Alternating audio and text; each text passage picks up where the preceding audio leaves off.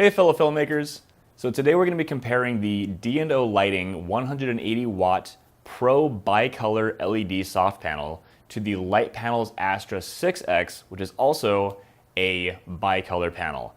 Now this light is not stock as a soft panel, so we have the diffusion sheet that comes from Litepanels here to compare it so that we can create as similar lighting as possible. Full disclosure here, I was approached by D&O Lighting to do this product comparison, and I've had the opportunity to sit down with their CEO and discuss with him some of the things I really like about this light, as well as some areas of improvement I think that would help filmmakers quite a bit. So as we're going through this video, and I'm mentioning the features and areas of improvement for this particular light, I'll be sure to explain which ones D&O Lighting is already aware of. And if this video comparison helps you make a decision between these two lights, or if you'd just like to know more about each product, there will be links to both lights in the description below. So jumping right into it, let's talk about the price of these lights.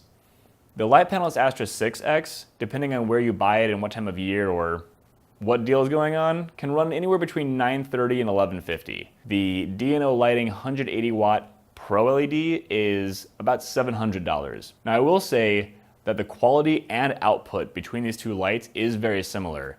The Litepanels is a 105 watt light, while the D&O is a 180 watt light, though the D&O is heavily diffused at the source and the Litepanels isn't. So while the Litepanels is a little punchier in the center, the D&O light does have a brighter overall light and a broader spread. For my lighting test, I went ahead and decided to use Gus here, the oddly realistic stuffed chicken.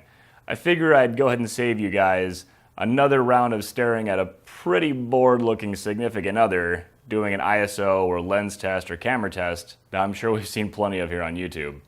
Now, when you combine the soft and the hard light between these two different products, you can actually get some pretty nice looks by actually shifting not only the way the light behaves, but also adjusting the color temperature. You can see here that you can really get a sophisticated number of looks without even moving the actual light, simply by adjusting the power output and the color temperature between the two. And you can see that when both are set to daylight or both are set to tungsten, the color rendering is actually very close. And I would definitely say you can use both at the same time and on the same set. But for right now, I want to get into the build quality, the ergonomics, and some of the caveats that people should be aware of when they're working with either of these lights. When it comes to light modifiers and adaptability of both of these units, it is worth noting that the Astra does have a lot of available accessories for purchase. Diffusion materials like this, gels that hook in the same way, as well as a separate softbox that can snap on, and grids and barn doors, DMX and Bluetooth control units, as well as a battery block that can hang somewhere off of your light stand and still run power into your light from either a V-mount or a gold mount solution. But it's worth noting that you have to buy all those accessories separately, and they do not come with the light at that price point.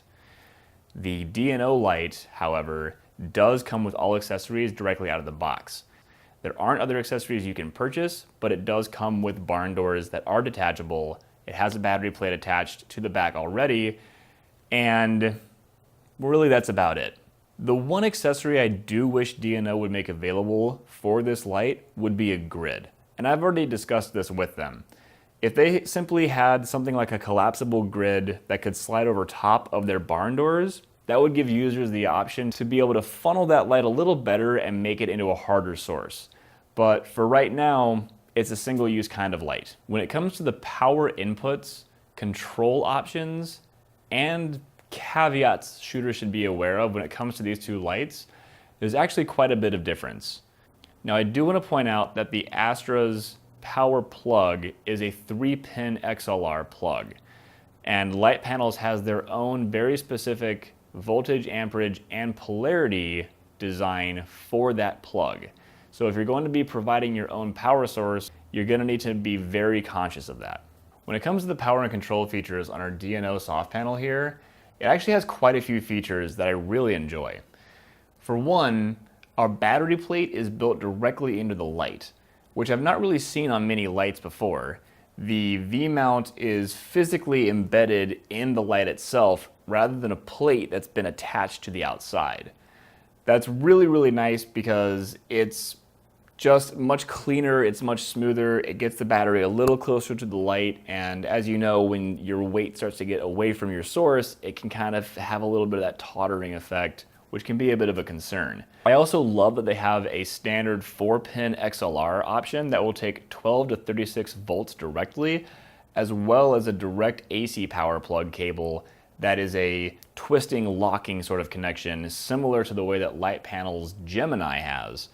Now, to have all three power options on a single light, for me is very exciting because I can put a dual bay battery block on the ground running a 4-pin XLR cable into the back of this light and still have all the weight off of the head, twice as much power on the floor, and still be battery operated. I also really like that the AC power plugs directly into the light rather than having to go through a separate power block to regulate the voltage before going in. So in terms of power solutions on this light, I think that it does a really good job of giving filmmakers a lot of options. However, D&O has made it clear that you really should be careful not to plug in a battery or an XLR power cable while also having the AC power plugged in. Mixing AC and DC power is not generally a great idea anyway, but they don't have a failsafe in place for that, so you'll need to keep that in mind. Either run DC power through an XLR or the V-mount, or run AC power. Don't just go plugging every single thing into every port in this light. Another thing worth noting, when you're going to adjust color temperature or power output, you don't get real-time feedback. There's a bit of a delay between turning that knob and the light actually changing. So again, you'll not want to use this light for lighting effects or rapidly adjusting to try and create something like a television flickering. This is more of a set it and leave it light than it is a control and rapidly adjust light. Now, even with that delay in the knob controls, it's worth remembering that this light's really not designed to be used as an effects light. It doesn't have a DMX control option, it doesn't have a Bluetooth module, there's no app to control it. It's really a light just designed to be a high quality, high output light that you can use in a simple and straightforward environment. In addition to the delay that exists when using these knobs to control the light, definitely remember that this light does not go anywhere near zero on the low end. So if you need this to be a pretty dim light source, you're actually going to need to go ahead and pick up some neutral density gels to bring the light down. This has been mentioned by other reviewers, and I've also mentioned it to D&O as well, but for right now, this light is pretty much designed to be a nice, powerful light. If you need just a small kick or a little fill or something not so powerful, you may want to have a secondary light on hand.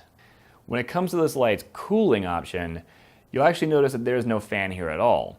There are just these great big heatsink blades, which is very cool because it literally makes no sound at all. So you could have this light right up close to your subject, right up close to your microphone, and you're not going to get any sort of whirring or any sort of noise from it. Now, from the testing I've done, the light does generate heat. They all do. It's why they need heat sinks. It's why they need fans. But given that this heatsink is so massive and each fin has ridges for additional surface area, it really does a very good job of keeping it cool. I do really like a truly quiet light. And I do really like a great big deep heatsink that can pull the heat away from a light like this. The Astra 6X does have a fan for its cooling. Now, you can hear it in close proximity. It's not a super loud fan, but it does have some audible noise. If your light is very close to your actor or your microphone, you'll probably pick up some whirring. But it is nice to have an active cooling solution built into the light, which will undoubtedly help with the longevity of the product itself. Now, one feature I really like about the Astra light is actually these great big chunky knobs that are just buttery smooth when you turn them. You can really feel the direct connection to the light setting as you're turning the knob from 3200 to 5600 Kelvin or from 0 to 100 on the light output. Also, this light does dim from 100% all the way to 0. When it comes to the physical build and materials of the Astra, it is an all plastic unit, though it just has this really nice, robust, rugged feel to it, even though it's a sort of a lighter weight envelope. And the knobs on the Astra are spectacular. You can really feel the nice tight hold of these knobs, and just between the way that the neck attaches and the way that the knobs hold on the edges of the yoke, just really do a good job of keeping the light secure and locked in place. Even though the D&O soft panel is an all aluminum construction, you will feel a little bit of that catching when you go to tighten and loosen the knobs on the left and right of the light. They do hold tight. You can get a nice tight grip. In terms of how long that will last, or perhaps it just needs to be broken in, that again I can't speak to until I've had this light for a little while longer, ideally a few years, because I actually really like the way it performs on set. One final note I'd like to bring up actually has to do with their baby pin receiver. I have read and heard about the lack of tight hold that it gets on a baby pin though, like on a standard C-stand. And you can see here that there's a little bit of some play that happens with the light trying to hold tightly on this baby pin. So what I found is that if you actually take one of these thumb screws out and then tighten the remaining screw, what it does is the one screw then pushes the entire baby pin all the way against the other side, which gives you a much tighter hold. And now the entire stand flexes with the light rather than just the head wobbling on the end. So the good news about this is, in a way, it comes with an extra accessory. You can just take this thumb screw out and hold on to it in case you ever lose the main one. So which light do I recommend? Honestly, I like them both. It's really nice to have just a great, big, simple, bright light that produces the kind of quality that you'd expect from a modern piece of technology. And at the same time, it's pretty cool to have something that you can hand someone an iPad and say, hey, can you adjust this light when I need you to? So I'm going to continue mixing and matching these lights, given that the output and the quality of the light are so similar. Of course, I encourage you to make your own decisions based on your filmmaking needs.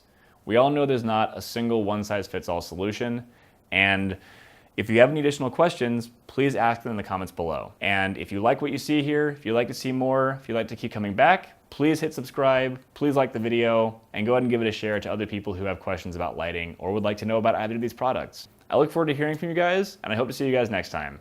Thanks for watching.